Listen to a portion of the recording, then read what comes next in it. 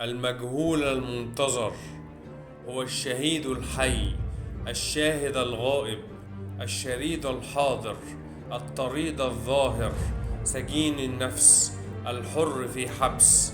كلما اقترب ابتعد، وكلما ابتعد اقترب.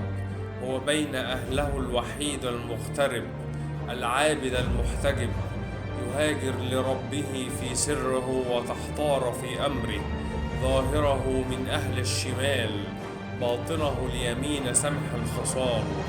غضوب سريع الفيل، لماح عميق، وسيم أنيق، يتعلم بلا معلم، صامت متكلم، يصرخ في صمت لا يهربه الوقت. فصيح متكلم لا يهاب الموت، وله خسف بلا صوت. إذا خاطبك شدك، وإذا جالسك لا تعد وقتك، وإذا انصرف ارتد في الحنجرة صوتك. شديد البيان، له سحر اللسان، في حروفه ثقل وليس في قوله خلل. له جوامع الكلم، ويتستر برداء الحكمة وسطوة القلم. إذا فاح لاح، وإذا باح على النباح. طيب بالفطرة، موسوم بالإنكار، يستبيح زاده القريب، وتكيد له النساء غير أنه حبر لبيب. لا يتوه في وعار البيداء، مخذول مطروق، لا يجله الناس، ولا يأبى له قريب ولا بعيد.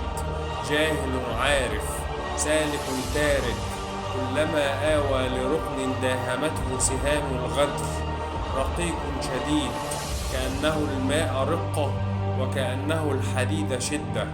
لا يظلم أحدا، ولا يبدي فاحش القول، كأنه الفاروق بلا حول. كلما وقع قام، ويصحو حين يرقد النيام، ويصحو حين يرقد النيام.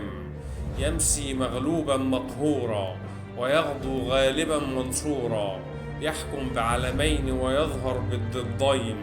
لسانه يحارب الأمم، وقلمه سحر لا قلم.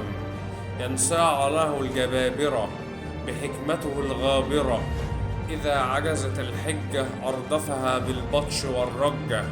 شديد الخسف، وحديد السيف،